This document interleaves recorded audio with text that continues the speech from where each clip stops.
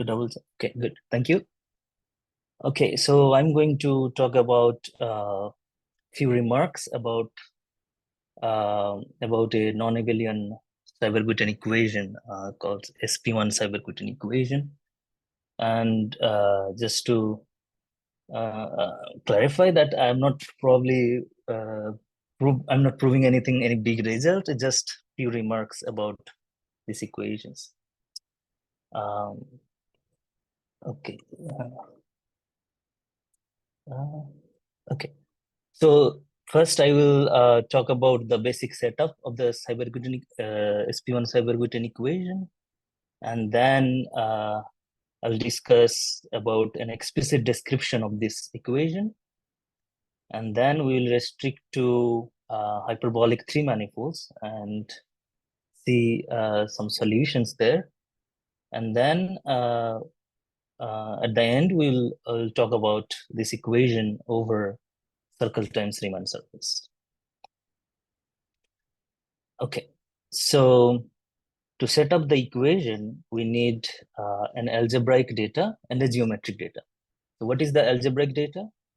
So we need this Clifford multiplication, which is just, we denote by gamma from SP1. SP1 is the unit quaternions. That means this is just, can be identified with SU2. Okay, so SP1 acts on the quaternions by left multiplication, that's our gamma. And that will be our Clifford multiplication.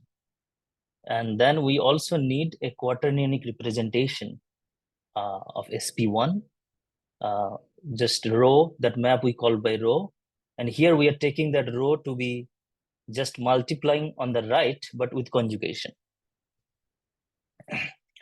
So once we have this algebraic data, we can define a moment map. So before going to do that, so let me clarify some notations. So we will again denote the Lie algebra maps of gamma and rho by, again, gamma and rho, so that I don't want to write the star subscript again and again. So gamma and rho, the Lie algebra map. And we define gamma tilde to be the Lie algebra of SP1, imaginary part of the quaternion, tensor imaginary part of quaternion, to the endomorphism by just the composition. So means first act by rho, then act by gamma. So here it is gamma tilde V tensor psi acting on phi. Phi is a quaternion, so it is gamma V compose rho psi phi, which is just nothing but negative V times phi times psi. These are all quaternionic multiplications. So once we have this gamma tilde, we can, there is a hyperkähler moment map which goes from the quaternion to the imaginary part of the quaternion tensor with imaginary part of quaternion is star dual space. We can define like this. This is 1/2, and then gamma, we use this gamma tilde map, gamma tilde star, and then just sending this element phi time compose phi star. This is an element in the endomorphism, and then we pull back by this gamma tilde map. So it will be a map from quaternion to the to this imaginary part of the quaternion tensor imaginary part of quaternion. So this will be a hyperkähler moment map. So this map will serve as our quadratic map in the Seiberg-Witten equation. Okay, so now we set this group spin H3. What does that mean? That means we take SP1 times SP1 and then act by Z mod 2, which is just taking x comma y to negative x negative y. That's how negative one the Z mod 2 acts. And this is just nothing but the group SO4. And we have the following sort exact sequence, that 1 SP1, and then we can inject inside spin H3 by this map, P going to the, we can inject to the second component, and the quotient will be SO3. So here I used this red color for the SP1s here in the definition of rho. So those SP1, that SP1 you can replace by U1, and you will get actually the classical Seiberg-Witten equation. The classical U1 Seiberg-Witten equations takes this SP1 to be U1, and all these maps are analogous. And here instead of spin H3, we get their spin C. This is just generalizing from spin C to spin H. Okay.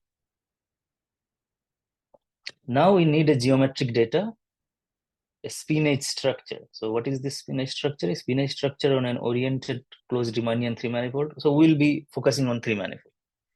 Oriented closed three-manifold is a principal spin H3 bundle over this manifold M with an isomorphism. That if you see the earlier exact sequence, so there we can consider the associated SO3 bundle, and that is isomorphic to SOTM.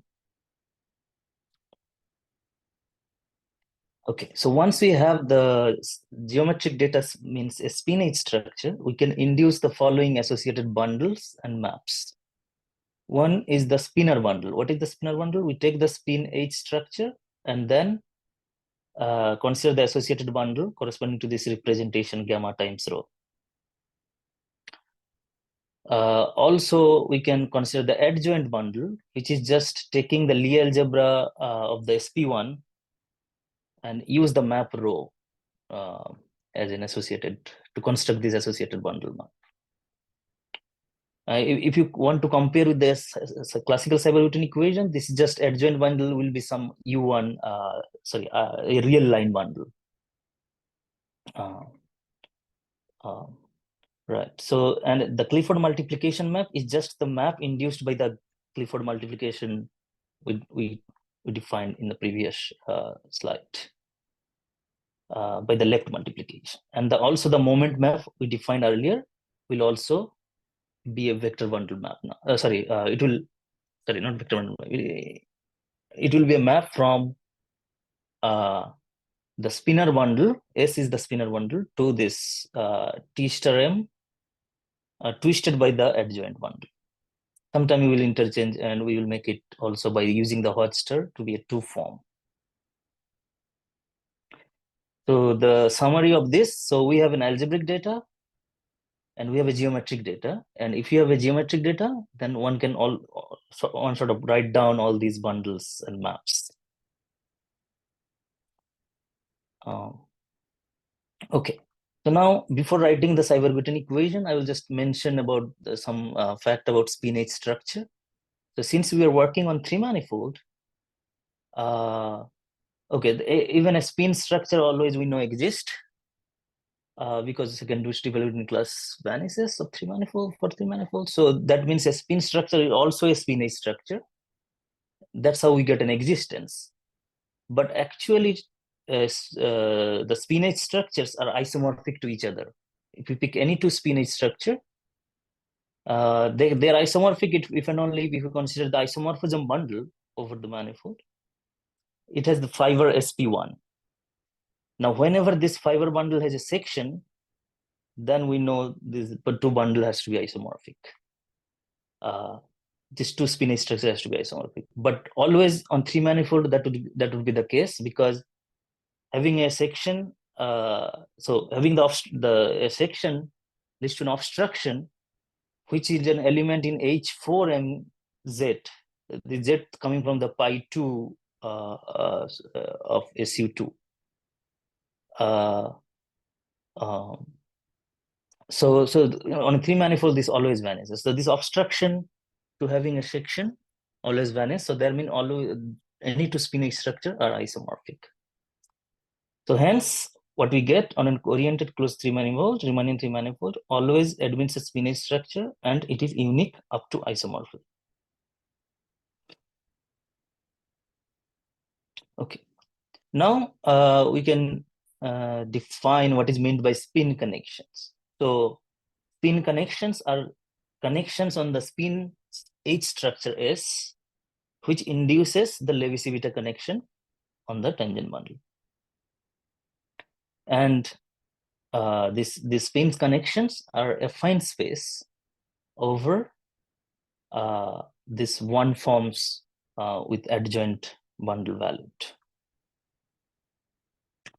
Similarly, we can define the gauge transformations. Gauge transformations are all the automorphisms of the spin H structures which acts trivially on the SOTM bundle. And these gauge transformations act, in the standard with the standard actions on the connections and the spinors.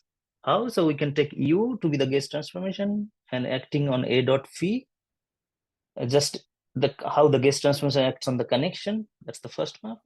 Second one can use the map rho to act on the spinor phi. Okay. So now we are ready to write down the Seiberg-Witten equation. So given the spinor structure S, the SP1 Seiberg-Witten equation is the following set of equations. So we can choose a spin connection and the spinor, and then satisfies the Dirac equation and curvature equal to the moment map, and curvature on the adjoint bundle, because also the moment map also takes values in the adjoint bundle.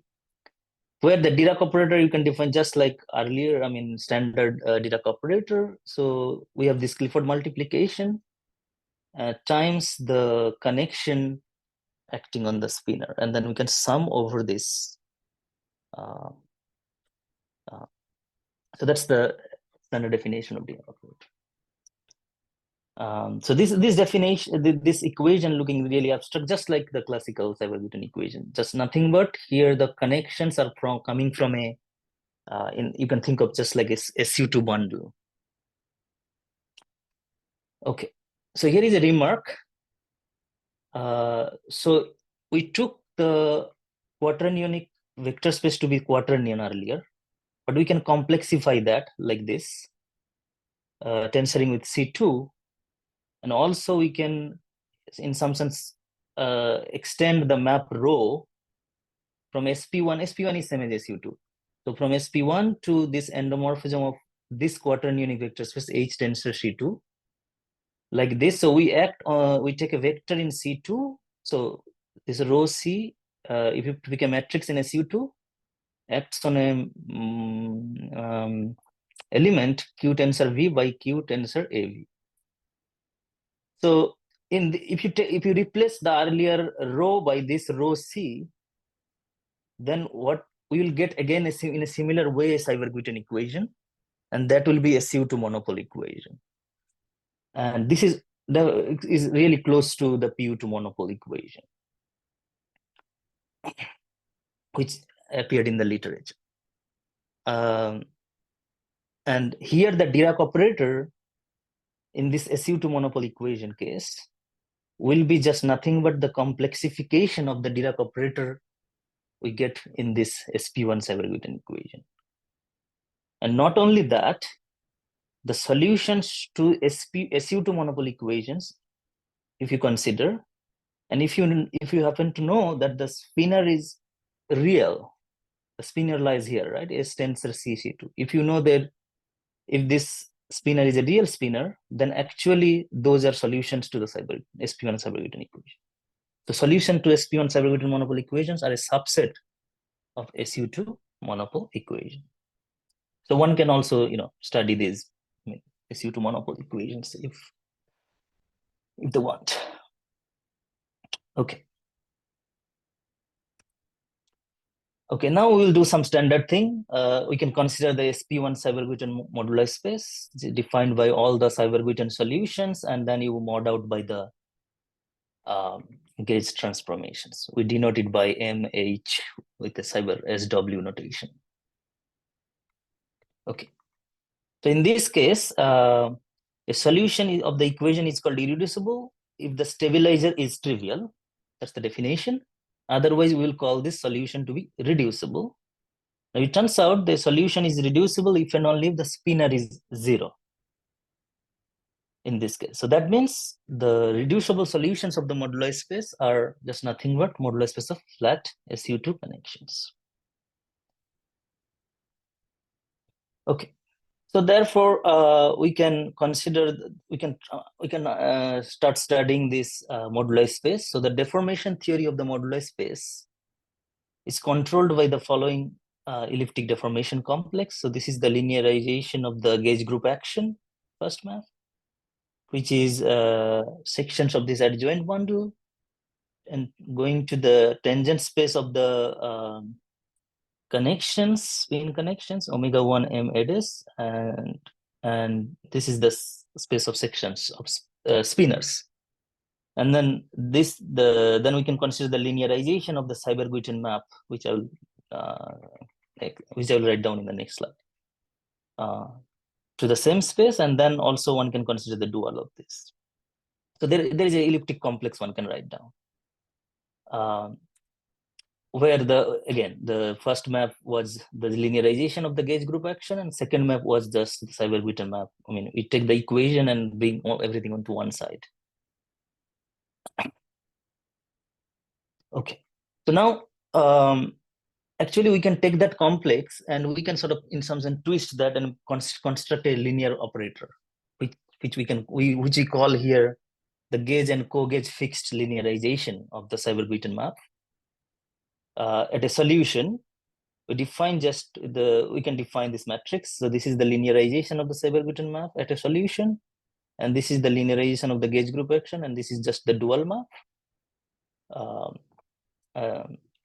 adjoint map, and yeah, we can take 0. And there is an explicit, I mean, one can just take these equations of this full map, and then one can compute the linearization will look like this. I mean, all the terms, yeah, it's just direct computation, and I will not read the terms here. It will look like this.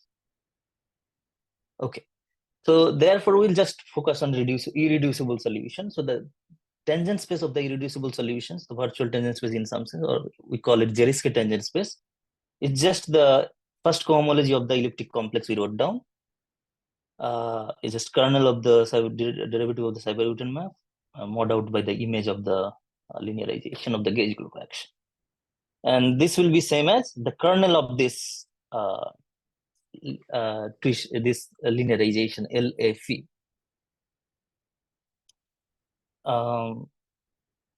Yeah.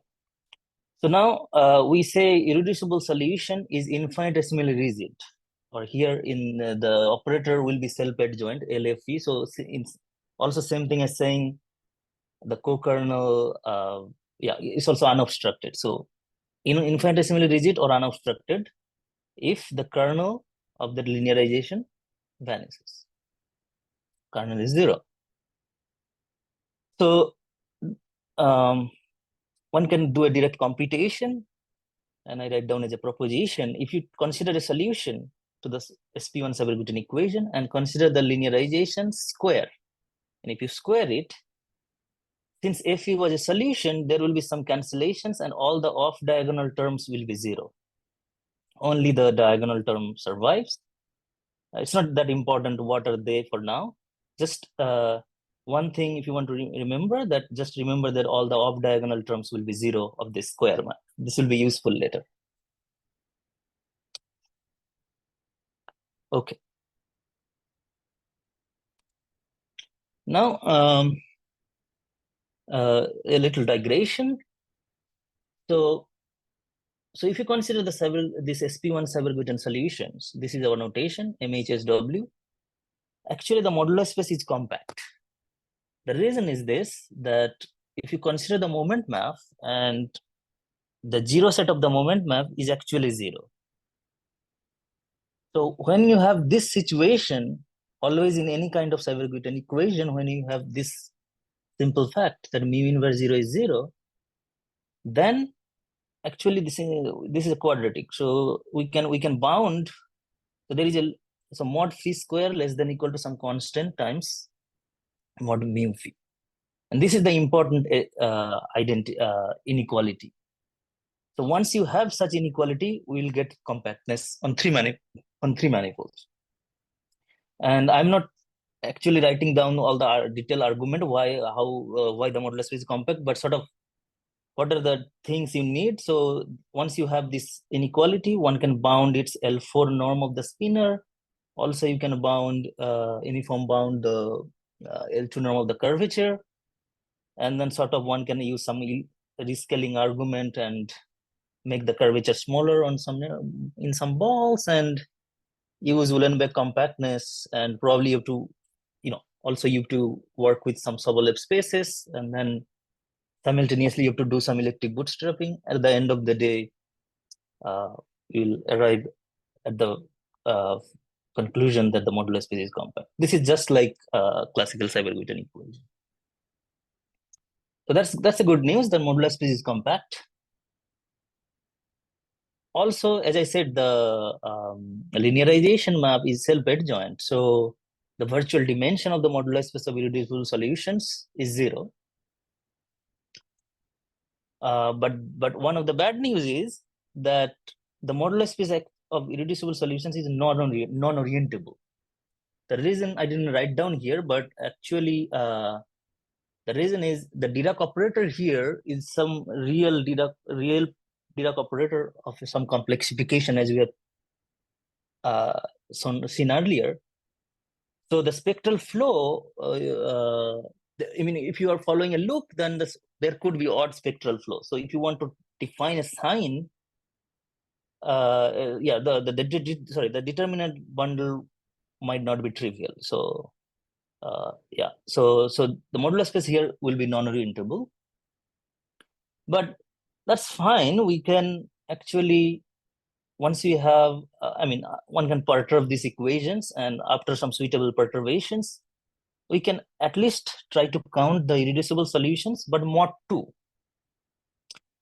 But the point is, the naive counting of the irreducible solutions will not be an invariant. The reason is, sometime if you're varying in a one parameter family of perturbations or metrics, then sometime irreducible can degenerate into reducibles. And then we need some kind of correction terms. So those correction terms can be, one can, add and using some spectral flows. But there is a caveat. So this can be done for integral homology 3 spheres, because there will be reducible strata will be just irreducible flat connections and the trivial connections, and there will be just one kind of bifurcations. And so while Lim in 2003 carried out this thing and defined a topological invariant, but over integral homology 3 spheres. So may I ask you a question? Yeah, sure. So Johann Lim considered SP1 Seiberg-Witten equations back in 2003? Yes. I see. So the name of the paper was not like this, so he didn't call it SP1. I think he called it, so he called, I think, a non-abelian Seiberg-Witten equation, something like that. Okay. Thank you.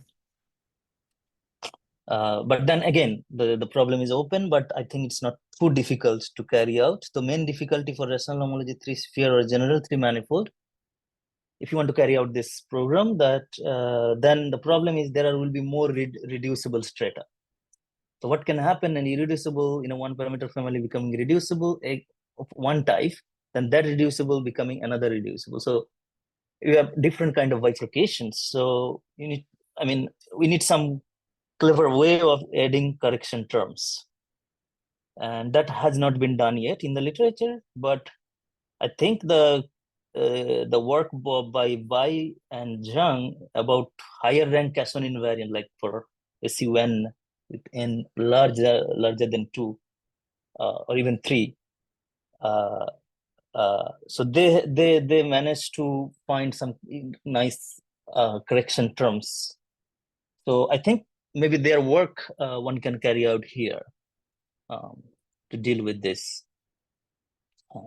So yeah, this I would be happy with just integral homology spheres for now. Okay. It's a big enough class, yes.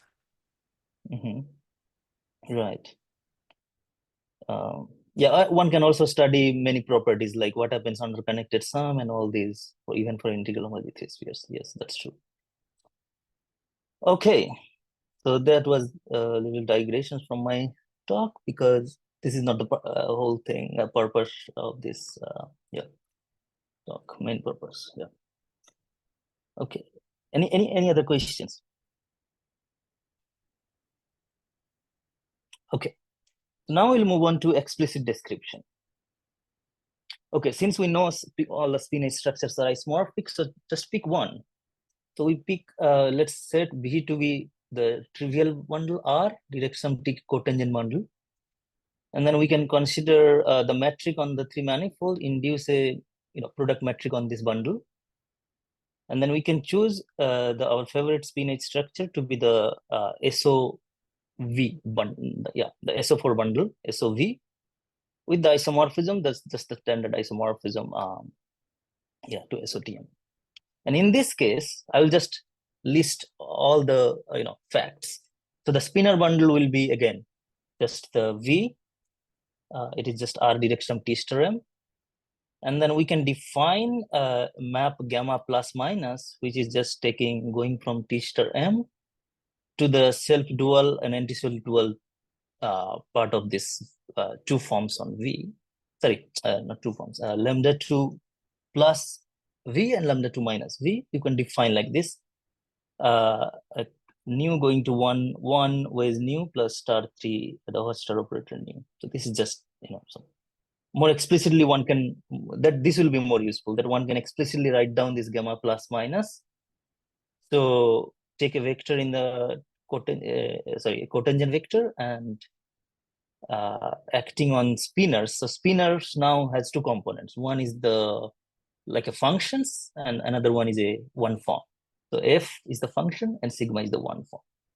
And then, this is just this map. If you rewrite, it will be like this. So what are these gamma plus and gamma minus? So actually it turns out the Clifford multiplication map earlier we talked about is just gamma plus, and the row map, the Lie algebra map. I'm talking about the Lie algebra map. Rho will be just negative of this gamma minus. And again, a computation will show us that the moment map going from the spinner, so taking a moment map, so mu of f sigma will be a tensor, T star M, tensor inside T star M will have this form. It's just f square minus the absolute value square of sigma times the metric. And this is the symmetric, these are the sort of the trace part, and then there is a skew symmetric part, -2 hot star of the f times sigma, and there is some symmetric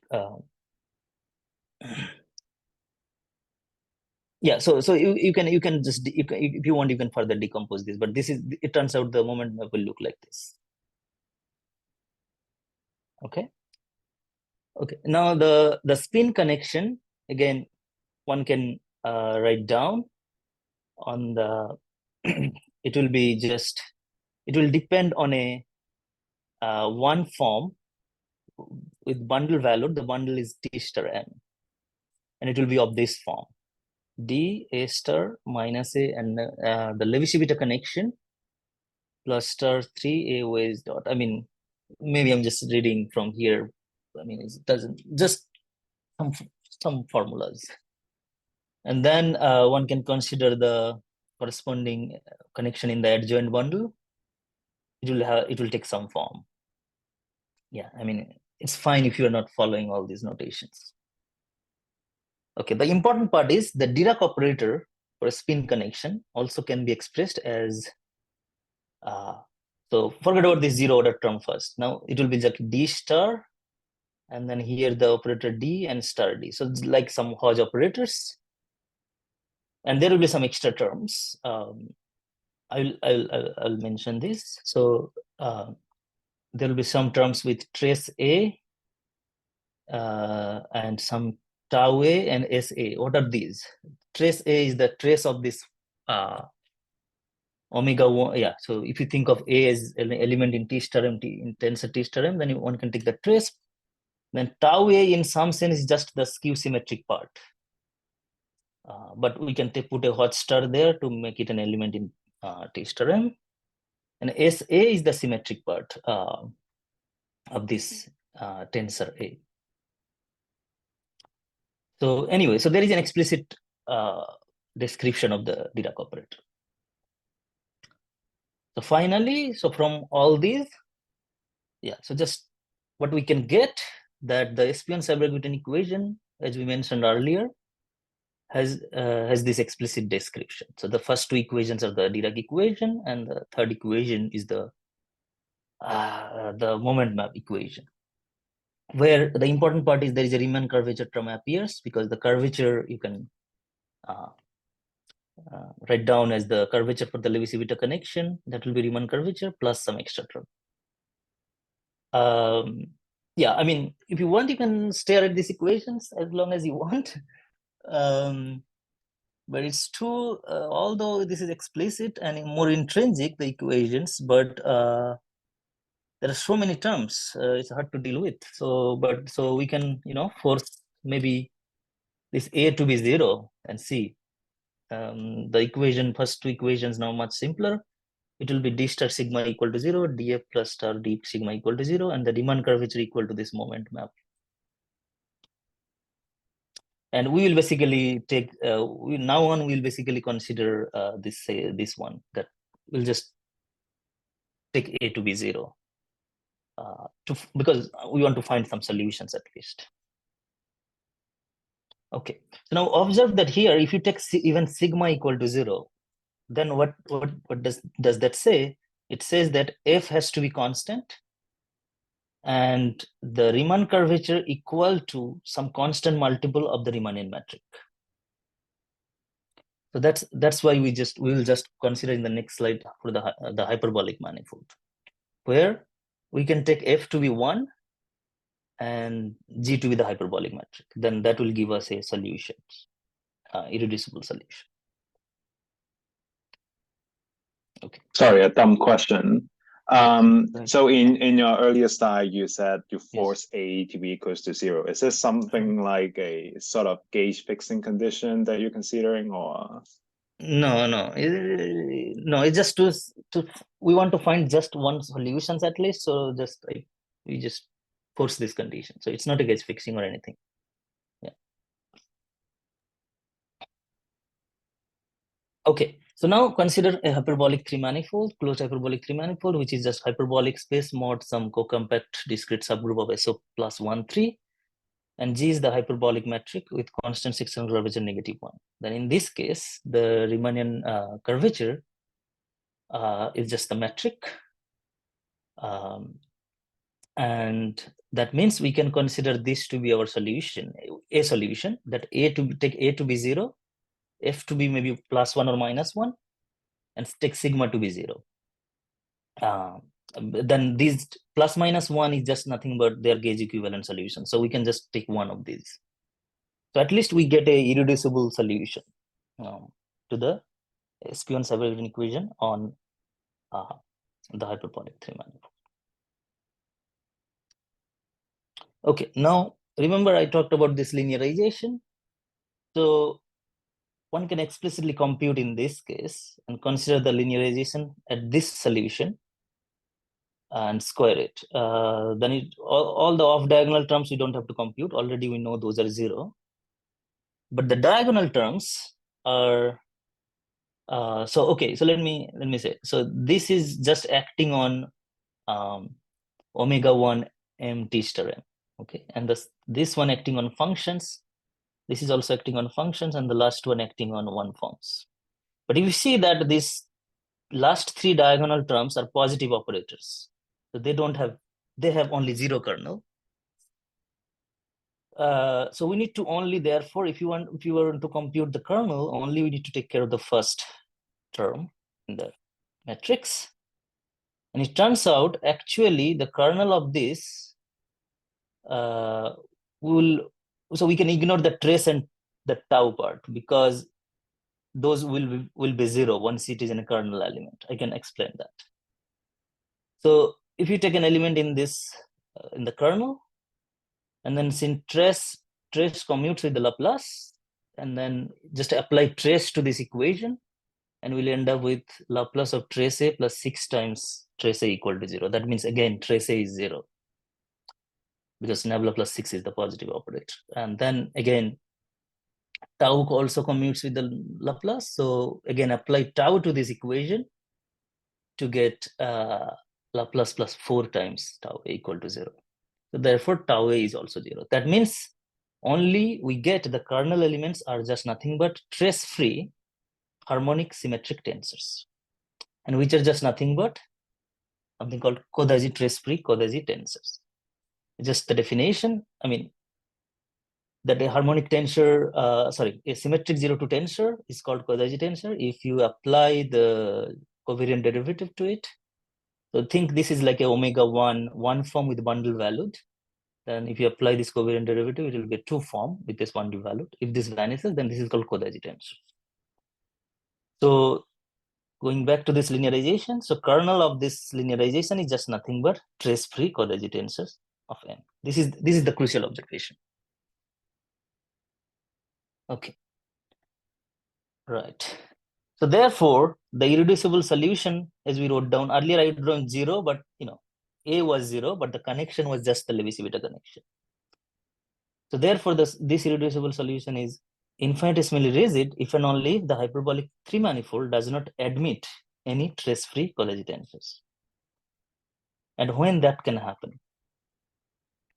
So there is a work long ago by Lafontaine in 1983 that says, if you consider Kodaji tensors on hyperbolic 3-manifolds, you can go to universal cover, and there it has some standard form, and also that Kodaji tensors is gamma invariant. So therefore, trace-free Kodaji tensors, space of that can be there is an injection to the first group cohomology of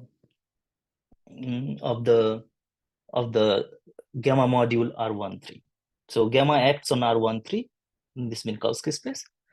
And if you consider the group cohomology, first group cohomology, that's the H1 gamma R3. So this trace-free Kodaji tensors gives a unique element in this. So if you assume this work, then it says if you know for some reason that the group cohomology is 0, first group cohomology, that means there are no trace-free Kodaji tensors, and hence the irreducible solution, hyperbolic irreducible solution, is infinitesimally rigid. That means in the moduli space, it's sitting isolated somewhere. Okay, and I will come back to this when for this group cohomology vanishes. Okay. Any questions? Okay. So now, so I looked at the literature, and then I saw people studied this group cohomology in this literature where they talk about conformally flat structure. So I will just restrict myself to 3 manifolds. So an oriented closed Riemannian 3 manifold is called locally conformally flat. If you pick a point on this manifold, there is an open neighborhood which is up to a conformal factor is flat. So there is some function f such that e power 2f times j is flat. And this can be detected using a Chern-Simons function. So there is a Chern-Simons functional which one can define from the Riemannian space of Riemannian matrix on this 3 manifold to R. It's just the Chern-Simons functional acting on the, just define on the Levi-Civita connection 1 form. So if you speak with metric, forget about this constant, 1, -1 over that. So integrate over the 3 manifold, this 3 form, omega is d omega plus 2/3 omega is omega, and take the trace, where omega is the Levi-Civita connection 1 form with respect to a global orthonormal frame. So if you pick a global orthonormal frame, write down the Levi-Civita connection as d plus some omega, and then evaluate the Chern-Simons function, all that. So if you restrict to the space of Riemannian matrix, then this interesting thing happens, that the critical points of this Chern-Simons functionals are just nothing but locally conformal flat structures. So again, just like in the classical, Chern-Simons theory, one can actually study here, the modular space of conformal flat structure by looking at this Chern-Simons functional. So there is the deformation theory of locally conformal flat structure would be controlled by some complex again. The first map is just action of the diffeomorphism. Okay, And the second map is just the Hessian of the Chern-Simons functional. And then this is just the dual of TLC. And the first map is just, okay. The first map is just, yeah, it will be like this, Lie derivative of the metric minus some divergence times the metric. But I mean, you don't have to remember all this, but the point is the zeroth cohomology of this complex is just all conformal Killing vector fields. And the first cohomology is just something like kernel over image will be this. And that's the Zariski tangent space of the modular space of locally conformal flat structures. Now, here is the interesting theorem from 1997, but I think it's probably known in all earlier, probably by some people. I forgot the name, so I'm just mentioning one paper where I found this. So this is due to the person Beg that if you consider a hyperbolic three-manifold as earlier, then of course, I mean, G is conformally flat for obvious reason. It's a hyperbolic metric. But the important point is this first group cohomology or the Zariski tangent space is again, of course, this is some trace zero symmetric tensor, but actually that's a harmonic tensor. In other words, that's the trace-free quadratic tensors. So what's the conclusion? So here is the theorem. So from the above, all the above observations, so if you consider the hyperbolic three manifolds with the hyperbolic metric, then the hyperbolic metric induces as irreducible solutions, as I mentioned. And then one can just compare their Zariski tangent space. So the Zariski tangent space of both of these moduli spaces, one on one side, the Espion Seiberg-Witten moduli space, on the other side, the locally conformally flat structure moduli space. The Zariski tangent space are equal, and they're both of them are isomorphic to, both of them are equal to trace-free quadratic tensors. Okay. And just remember the work of Lafontaine, which says this trace-free quadratic tensors can be embedded inside the first group cohomology. So then, yeah, I'm not expert on this, so I just looked at the literature, asked people that there are actually examples in the literature due to the Kapovic, Franco-Vigila scandal of these years, that there are infinitely many hyperbolic three manifolds for which are obtained by some dense surgery along some hyperbolic two bridge knots, or there are some generalizations of that. But in all these cases, the first group cohomology actually vanishes. Moreover, if you consider these Hodgson-Wick senses of hyperbolic three manifolds, they're the first, out of the first 4,500 two-generator hyperbolic three manifolds, this large number, 4,439, are actually having this first group cohomology zero.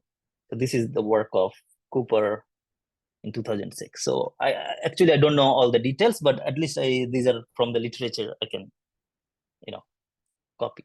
So at least they say the group cohomology vanishes for many hyperbolic three manifolds. That means for those hyperbolic three manifolds, the solution in the irreducible solution is actually infinitesimally irreducible. Yeah.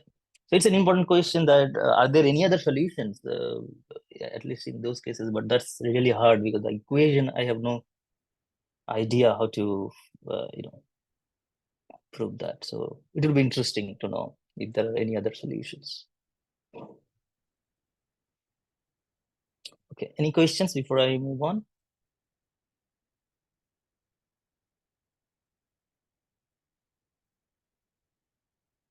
Okay, so now I'm sorry, in those examples of hyperbolic manifolds, yes.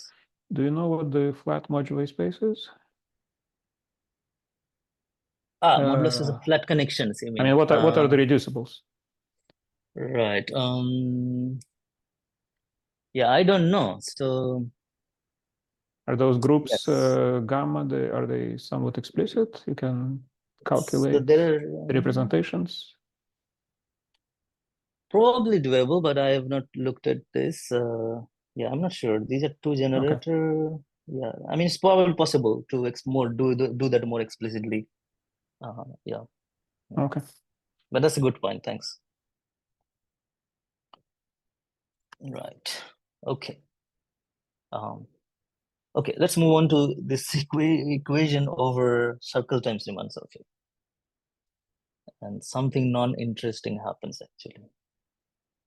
Okay, so now there is a lemma, but this is a standard lemma also you can find in any other, probably Seiberg-Witten, any other note about Seiberg-Witten equations which talks about over circle times Riemann surface. So if you take this Seiberg-Witten equations, if you happen to know that there is an irreducible solution, then all the solutions are gauge equivalent to circle invariant. So everything you can pull back from the Riemann surface.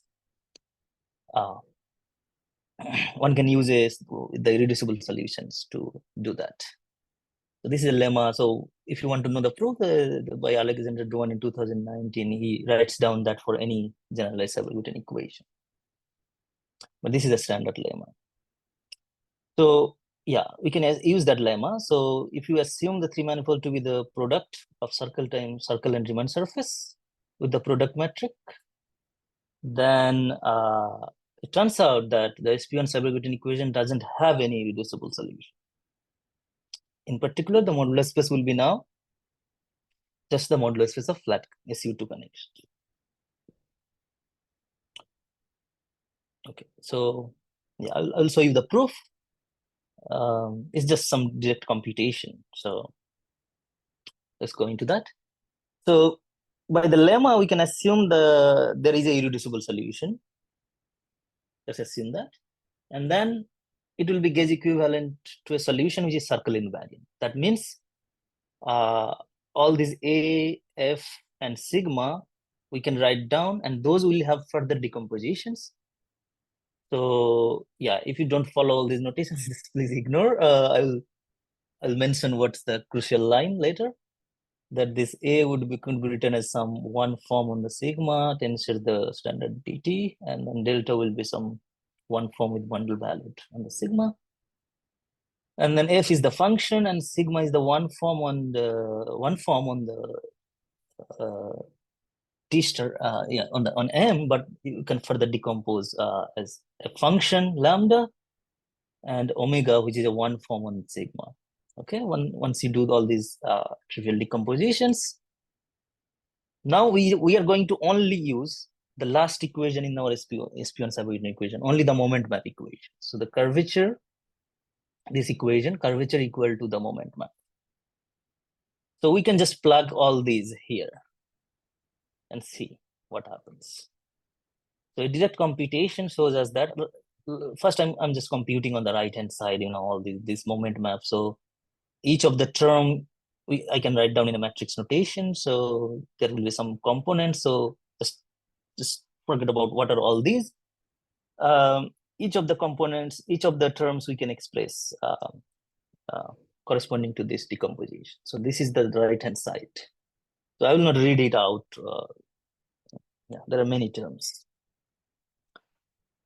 Similarly, one can also compute the right hand side, the left hand side of this equation. So this will be just the curvature equal to the Riemann curvature will be here, the Riemann curvature of this Riemann surface.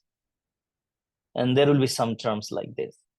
But the crucial point is, if you see this two component of this matrix, this one, then on the left hand side, always it is 0, this two component.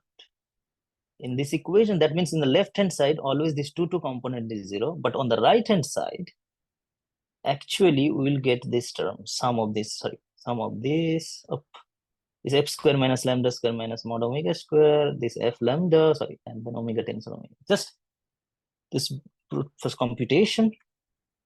So it turns out that if you compare the two component on both sides of the equation, then we get this simple equation that omega tensor omega minus 1/2 of the mod omega square is 0. This is just the trace-free part of omega tensor omega, and then f minus lambda square minus 1/2 mod omega square also 0, f times lambda equal to 0. Then if you play with all these three equations, yeah, it will just give you that first, yeah, you will get omega equal to 0, and everything we are working on Riemann surface. So it's a direct computation which will tell us that omega is 0, f is 0, lambda is 0. So therefore the spinor actually is 0. That means the solution is reducible. So hence the Seiberg-Witten Seiberg-Witten equation on the circle times Riemann surface doesn't admit any irreducible solution, and hence all the solutions are just nothing but this f curvature flat, yeah, curvature equal to 0. That means all the flat SU2 connections of the manifold.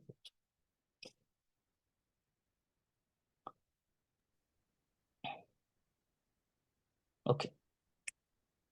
So now I mean, already just we're done with that theorem, as I mentioned. But I will just now, I have, I think, 2 slides where I relate these equations to SU2 monopole equations. So in general, we can express the solutions of SP1 Seiberg-Witten equation as a subset of solutions of SU2 monopole equations. Remember the spinor, we can demand the spinor to be real. So let's see what SU2 monopole equation on circle times Riemann surface. And, you know, these are some, so one can choose some spinate structure on circle times Riemann surface. And, you know, the spinor bundle will be some U2 bundle tensor with canonical bundle inverse times for E. Yeah, these are some checking one needs to do, but you can just forget about that. But the point is, the SU2 monopole equation on Riemann surface will look like some vortex equation, where psi1 is a holomorphic section, and the trace part of the curvature, trace 0 part of the curvature, equal to, yeah, plus this moment map. Trace 0 part of the moment map equal to 0. Not only, I mean, this is either this or a connection comma psi 2 with a similar type of equation, but this equation 8 and 9, they're actually equivalent in the sense, if you use the serre duality, then 9 can be written as 8 by replacing the bundle E to be K sigma inverse tensor E. Anyway, so therefore the point is just SU2 monopole vortex equation, sorry, SU2 vortex equation. If you're interested, then one can just study this vortex equation. But again, in our case, we know that there are no reducible solutions. So basically, once you demand this psi1 and psi2 are real, then actually they are 0. So yeah, although it's looking like not interesting, but SU2, at least I think if you're interested about vortex equation, then I think one to study this SU2 vortex equation, and that could be interesting. And one can relate these vortex solutions of these vortex equations to some algebraic geometric thing, which is called stable pairs. Yeah, so I hope, sorry, I think there are some work in literature which relates this. Right. Okay, so I think I'm done with all my slides. So thanks for your attention.